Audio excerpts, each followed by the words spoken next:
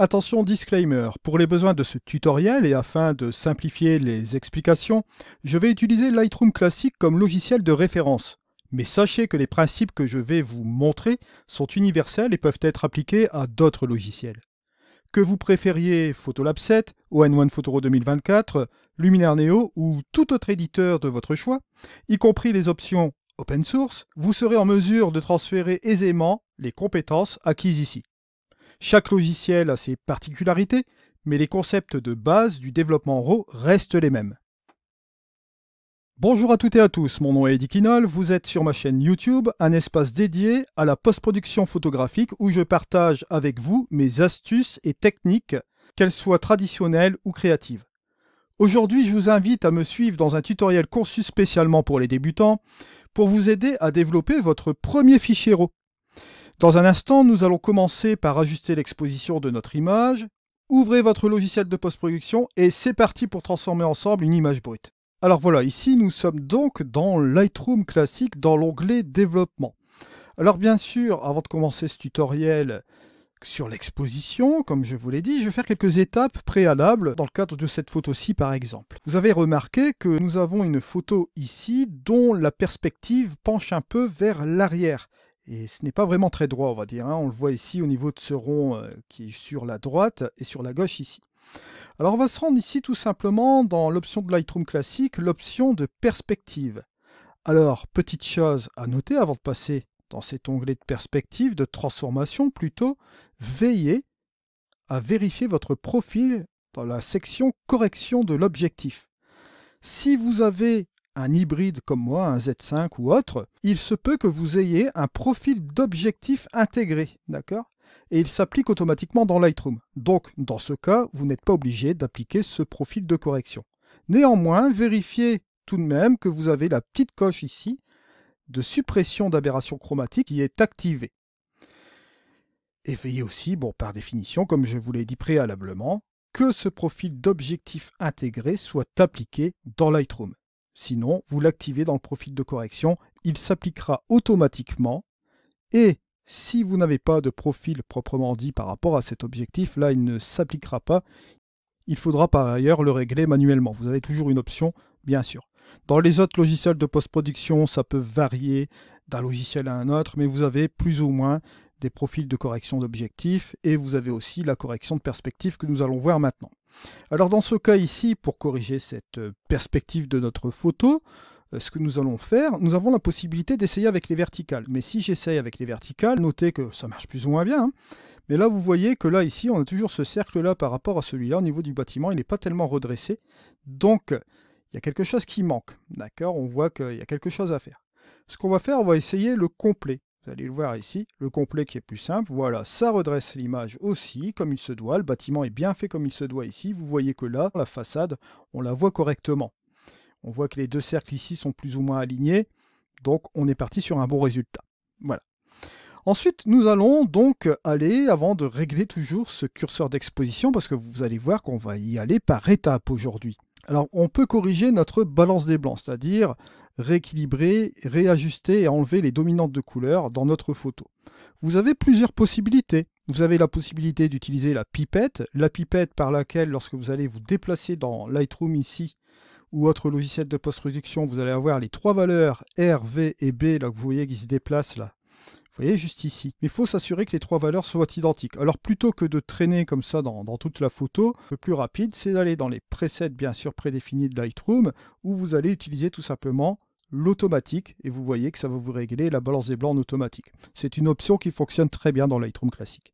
Néanmoins, si vous voulez utiliser la balance des blancs d'une manière créative, je vous le présente ici aujourd'hui, mais bon, tenez-vous-en à l'automatique pour le moment. Vous pouvez utiliser le curseur de température, d'accord, qui est exprimé en Kelvin lorsque vous êtes sur un fichier RAW. Si vous allez vers la droite, là, vous allez réchauffer votre photo, et à l'inverse, vers le bleu, là, vous le voyez ici, on va refroidir forcément. Et ça peut nous permettre, dans une perspective créative, de transformer notre photo aussi également dans une photo de nuit. Regardez, si je baisse mon curseur d'exposition, hop, on peut sensiblement jouer sur cette ambiance-là, vous voyez, juste comme cela. Ça peut être une possibilité. Mais bon, là, on va pas non plus... rentrer dans le détail à ce sujet-là. J'ai fait des nombreux tutoriels concernant ces transformations nuit, etc. Vous irez voir dans ma playlist, bien sûr. Là, on va régler tout cela en automatique pour être tranquille et on va passer sur le curseur d'exposition. Bien comprendre, lorsque vous êtes dans Lightroom classique, vous avez ici un histogramme. Un histogramme dont on peut appliquer ce qu'on appelle l'écrêtage. Je vais appuyer sur la touche J et on va remarquer les zones en bleu qui sont bouchées, on va dire les ombres, elles sont trop noires, on va dire trop denses. Et vous avez ici les rouges, la partie rouge, où on va voir des données qui vont être, entre guillemets, cramées. Là, ici, dans cette photo-ci, vous noterez que c'est un lampadaire. Et donc, par définition, vous voyez qu'ici, l'histogramme a une forte concentration sur l'exposition sur cette partie-là. On a préservé au maximum ce qu'on pouvait sur les hautes lumières ici, mais vous notez que bon, c'est un lampadaire. On peut récupérer quand même un petit peu de données, bien sûr, sans aucun problème. Vous allez voir, si je joue avec mon curseur d'exposition, on va simplement baisser la lumière ou la monter pour simplifier les choses. Regardez ce qui va se passer. Si je baisse, vous voyez que j'ai encore des données dans ce lampadaire, bien sûr. Bon. Maintenant, l'objectif ici étant de booster la luminosité pour retrouver une exposition correcte. Là, ici, choix personnel. Moi, je laisse ce lampadaire tel quel, c'est pas vraiment gênant. On pourrait ajuster avec des ajustements locaux pour un peu retrafiquer un petit peu la petite affaire là. On peut ajuster bien sûr cela, mais pour les besoins du tutoriel ici, ce n'est pas vraiment un problème, ce lampadaire qui est fortement éclairé, bien sûr. Alors, là, ce que nous allons faire aussi, donc on est sur ce curseur d'exposition, vous noterez que votre histogramme a bougé. Voilà. Un petit peu plus de tonalité ici, voilà. Ici, si je reviens un peu en arrière, notez, vous voyez, il revient ici. Là, il va se déplacer tout doucement. Alors, à vous de voir, maintenant, vous allez estimer par votre œil si l'exposition est plus ou moins correcte pour vous. Mais maintenant, ce n'est pas tout. On va ajuster toutes ces gammes de tonalités ici, juste en dessous. Et pour bien comprendre ces choses-là, je vais revenir sur mon histogramme. Vous avez une répartition tonale au niveau de votre histogramme. Il faut bien le comprendre. Alors, bien sûr, ces répartitions, vous avez ici, bien savoir, pour ceux qui s'y connaissent un peu en luminosité, bon, maintenant, je pars du principe que vous débutez, donc, vous n'avez pas forcément ces connaissances, mais je peux vous fournir un tutoriel que j'ai réalisé, c'était sur Photoshop, qui est valable sur tous les logiciels de post-production, puisque j'ai repris les bases de la luminosité, de la synthèse additive RVB.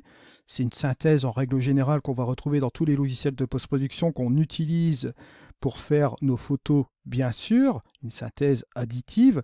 Vous irez voir ce tutoriel sur Photoshop, je vous mets la petite étiquette en haut à droite, vous verrez c'est une mine d'informations et une fois que vous serez ressorti de ce tutoriel-là, vous comprendrez beaucoup de choses. Alors là, bien sûr, je reprends ce tutoriel. Ici, bien comprendre, vous avez les noirs, vous avez la partie la plus obscure ici de la luminosité. Et là, vous avez les blancs, c'est la partie la plus blanche. Preuve en est, si je vais sur mon exposition complètement là, regardez, la photo est complètement blanche ici et on simule artificiellement une surexposition. Si je viens ici complètement vers la gauche, notez, vous voyez que la photo est trop sombre, bien sûr. Vous voyez que ce curseur d'exposition-là a un impact direct sur notre photo. Je vais revenir, bien sûr, sur cette partie-là. On va dire que, bon, comme ça marche comme ceci. Donc, vous l'aurez compris, ici, c'est de l'obscurité. Ici, c'est la lumière absolue. Donc, valeur 0. Et ici, valeur 255. Vous avez 256 valeurs de luminosité. Vous irez voir le tutoriel. Alors bien sûr, bien comprendre, entre ces sections, entre le noir absolu et le blanc absolu, vous avez différentes sections qui vous permettent de monter graduellement vers la lumière. Là, ici, notamment, vous avez les ombres. Ici, vous avez les tons moyens. Et ici, vous avez les hautes lumières. Et après, forcément, vous avez les blancs, enfin, la couleur absolue, le blanc. Donc, notez bien cette différence. À partir du moment où vous comprenez cette différence-là, vous avez tout compris. Si vous balancez en noir et blanc, la distribution aussi tonale, on pourrait très bien le faire ici et s'abstenir des couleurs. Si on transfère ici en noir et blanc, vous verrez que vous avez simplement une courbe ici. Et là, vous voyez qu'elle se transforme en courbe de luminosité. Et bien comprendre dans le noir et blanc pour simplifier un peu la chose. Vous avez notamment ici une forte intensité lumineuse juste là, et là vous avez du noir absolu qui est juste ici, vous avez ici bon, plus ou moins du gris clair, du gris foncé, toutes ces différences tonales, vous allez les retrouver ici dans l'histogramme. Voilà, je vais enlever le noir et blanc et retrouver ma couleur, vous voyez, juste comme ceci, et maintenant on va passer aux autres curseurs. Vous avez les hautes lumières et les ombres. Alors bien comprendre les ombres, on note ici dans notre image qu'on a des côtés qui sont très sombres dans notre photo ici. Voilà. Donc là, ce qui va se passer, si je prends ce curseur des ombres, je vais tout simplement ici, hop, tirer mon curseur des ombres vers la droite pour révéler des détails dans les ombres. Si je veux au contraire sur la gauche, regardez, là je vais assombrir davantage. Ça peut être un choix aussi. Mais bon, dans notre cas, on va tout simplement révéler ici ce qu'on a comme détail ici au niveau des ombres. Pas trop, sinon ça va vous donner un effet complètement HDR, un peu surréaliste. Mais si vous l'ouvrez sensiblement, on va dire juste comme ceci, pourquoi pas, voilà, on va rester à 59, ça peut le faire. Dans les hautes lumières, pareil, là si vous allez vers la droite, ça ne va pas le faire du tout, vous allez un peu rentrer dans la surexposition aussi, ça peut être valable dans certains cas, mais si vous voulez récupérer des détails dans les hautes lumières, regardez, je vais aller plutôt vers la gauche, notez ici. Si je viens ici, vous allez voir que vous allez retrouver des détails un peu dans les hautes lumières. Si je vais dans le sens inverse, regardez, là on ne verra plus de détails du tout. Bien comprendre. Donc, on va ajuster tout cela, voilà. On vient ici. Une fois qu'on a fait cela, on va pouvoir encore s'amuser à aller encore beaucoup plus loin dans notre photo. On va pouvoir s'amuser avec les blancs et les noirs, comme vous le voyez ici. Et là, la même chose, à nous de voir si on veut tout simplement ramener plus de luminosité ici sur notre photo, tout doucement. Bon, l'écrêtage, vous allez noter, donc il y a une espèce d'écrêtage supplémentaire qui va s'appliquer dans les hautes lumières ici. C'est un écrêtage artificiel, pas la prise de vue, puisqu'on le fait en post-production. Bien comprendre cet écrêtage à la prise de vue ou à la post-production. La post-production ici, dans la retouche photo, dans le domaine de la retouche photo, bien sûr, si je pousse un curseur que je vois apparaître de la surexposition, c'est une surexposition artificielle qui est facilement récupérable, bien sûr. Je ne vais pas rentrer dans les détails avec tout ce qui est technique de photographie artistique au niveau du high key, qui reprend un petit peu le procédé de la surexposition dans la photographique, mais de manière artistique. Ça peut être possible aussi. Mais là, on ne va pas faire cela dans un développement RAW débutant. Alors là, je peux tout simplement revenir un peu en arrière. Vous voyez, juste comme ceci. J'estime, je dis, bon, bah, tiens, là, ça peut être pas mal comme ça. J'ai enlevé mon écrêtage, je me dis, bon, c'est pas trop mal. Je verrai bien si je peux pas faire quelque chose avec cet élément distractif aussi un peu plus tard.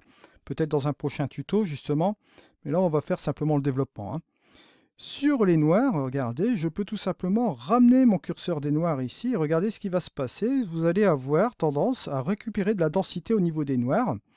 Et par définition, par effet naturel, un effet de pompage, plus vous allez ramener les blancs vers la luminosité et plus vous allez ramener les noirs vers l'obscurité, vous allez avoir un effet de contraste naturel qui va se produire dans votre photo. Par ailleurs, si je reviens en arrière, regardez, si je fais un double clic sur les noirs et sur les blancs, vous voyez le résultat. Bon, bien sûr, vous pouvez faire encore une autre chose pour gagner du temps dans Lightroom.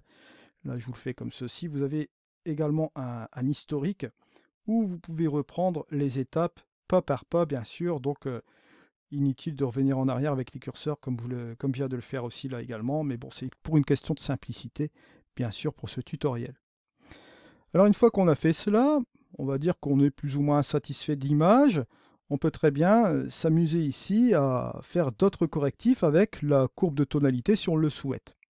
La courbe de tonalité qui est juste en dessous, c'est un élément important et que vous allez retrouver dans les logiciels de post-production en règle générale. J'avais fait un tutoriel sur la courbe de tonalité sur Lightroom, bien sûr, que vous pouvez exploiter bien évidemment sur d'autres logiciels de post-production. Je vais vous mettre l'étiquette en haut à droite pour que vous puissiez regarder ce tutoriel. Alors, on va voir sur cette courbe de tonalité, on va avoir une reproduction identique de ce qu'on a dans l'histogramme juste là, on l'a ici. À part que là, bon, bien évidemment, vous allez avoir l'effet d'une courbe. L'effet d'une courbe, si je viens ici dans le même principe, point noir, point blanc, tout ce qui se situe au milieu, bon, ton moyen ici on retrouve les ombres, ici on retrouve les hautes lumières. Si je prends mes tons moyens, je vais mettre un point ici. Si j'éclaircis un peu comme ceci, par rapport à mon curseur d'exposition, vous allez noter quelque chose de différent. Vous voyez, juste comme ceci. Pourquoi?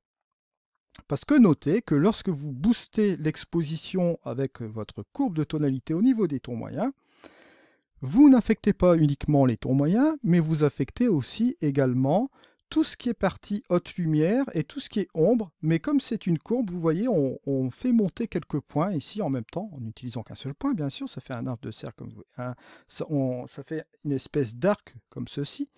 Donc vous voyez que les autres parties des tonalités de cet histogramme sont affectées aussi également, ce qui fait qu'on a un effet plus ou moins contrôlé dans notre post-production ici, lorsqu'on affecte cette courbe. Alors bien sûr, la même chose aussi, si vous voulez appliquer un contraste naturel qui soit vraiment léger dans la photo, vous avez un petit truc, vous pouvez mettre votre curseur ici, votre point des tons moyens juste au milieu. Vous allez prendre ici au niveau des ombres un point, vous allez baisser ce point ici, juste comme ceci, à vous de contrôler. Et au niveau des hautes lumières, vous pouvez monter aussi également les hautes lumières, vous voyez, juste comme ceci. Regardez, hop, voilà. Et notez la différence avant. Après, on a un contraste, vous voyez, avec la courbe des tonalités naturelles qui se fournissent ici. Pourquoi? Parce que dans cette courbe des tonalités, vous le verrez dans le tutoriel, on peut réaliser des prouesses au niveau de la correction de notre histogramme ici, mais de manière plus contrôlée, bien sûr.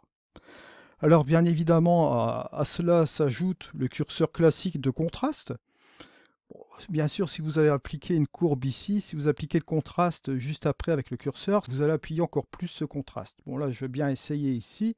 Vous allez voir que, bon, là, on va vraiment accentuer ce contraste. On peut rajouter encore plus de présence. Mais vous voyez qu'on obtient une photo qui est bien marquée. Ça peut plus ou moins marcher dans ce type de photographie, surtout en vue architecture. Mais là, ce que je vous préconise plutôt de faire, c'est plutôt que d'utiliser le contraste, on va utiliser le curseur de clarté. Et vous avez aussi notamment le curseur de texture.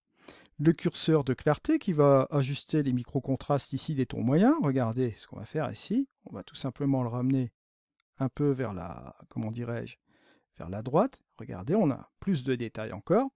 Et le curseur de texture qui recoupe cette partie de Lightroom dans la présence, la texture qui va vous ramener plus de détails encore supplémentaires à votre image. Notez, regardez, on a tous ces détails. Si je zoome ici, regardez ce qui va se passer. Je vais rajouter de la texture. Notez ici la différence, vous voyez, boum, je vais mettre ici de la texture. Ça ramène du détail ici dans ce bâtiment. Vous voyez, dans ce style de photographie, ça marche relativement bien, on va dire. Voilà, ça marche relativement bien. Ensuite, on revient toujours dans cette présence. Bon, vous avez la correction de voile qui est utile pour rectifier la brume atmosphérique.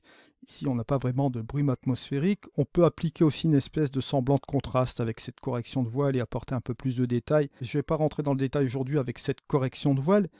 On va plutôt appliquer de la modification de couleur de manière globale à notre photo avec la vibrance et la saturation. Alors la vibrance et la saturation, vous avez une différence entre les deux. La saturation va appliquer, elle, la couleur en intégralité de notre image. Si par ailleurs j'utilise ma saturation, que je la monte, regardez, hop, je vais affecter toutes les couleurs de mon image ici, sur la photo.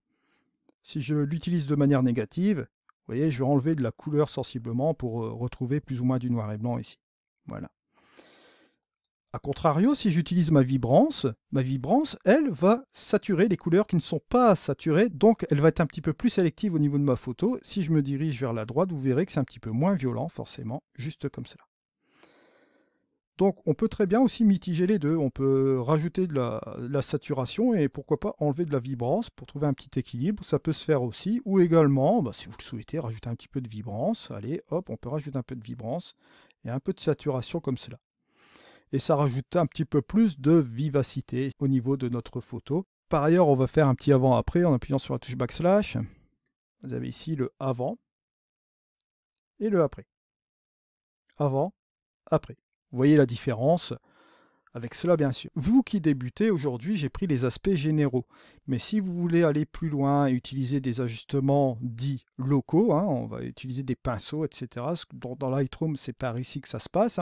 Au niveau du masquage, vous pouvez l'utiliser, bien sûr, avec des effets gradués, etc. Bon, on ne va pas appliquer cela aujourd'hui. Je vais vraiment vous faire développer votre photo de base, sans que vous vous preniez la tête, bien sûr, puisque vous allez voir sur ma chaîne YouTube, vous avez d'autres tutoriels qui vont beaucoup plus loin sur différents logiciels de post-production. Vous avez une ressource qui est assez énorme, bien sûr. Vous avez plus de 1060 vidéos, il me semble. Vous irez voir cela, bien sûr, sur ma chaîne YouTube. Alors voilà, on en arrive à la fin de ce tutoriel. Vous voyez qu'on a terminé la post-production de cette photo avec un point de départ comme celui-ci. N'hésitez pas, hein, vous avez aussi l'autre possibilité dans Lightroom de créer une copie virtuelle juste comme cela. Et forcément, vous allez avoir une copie virtuelle qui va se positionner juste à côté. Et vous allez pouvoir remodifier un petit peu l'aspect de cette photo, lui donner un autre aspect, pourquoi pas. Et là, vous avez deux versions, bien sûr. Bon, là, au niveau des copies virtuelles, ON1 le fait. Vous pouvez le faire aussi avec DxO. Au niveau de Luminaire Neo, ce n'est pas encore possible de faire des copies virtuelles, mais vous pouvez notamment copier la photo physiquement et copier les ajustements d'une photo à une autre. Il y a toujours possibilité. Et vérifier sur les logiciels d'open source que vous utilisez et bien évidemment les autres logiciels aussi. Voilà, c'est la fin de ce tutoriel. En tout cas, je vous remercie de m'avoir suivi. Je remercie également ceux qui me suivent régulièrement sur la chaîne. Et pour les nouveaux qui sont tombés sur cette vidéo-là, n'hésitez pas à vous abonner. Je vais reprendre quelques principes au niveau de la post-production aussi pour vous débutants, pour que vous puissiez vous familiariser sur les logiciels de post-production et vos retouches photos. Je vous remercie de m'avoir suivi. C'était Eddy. Allez, au revoir.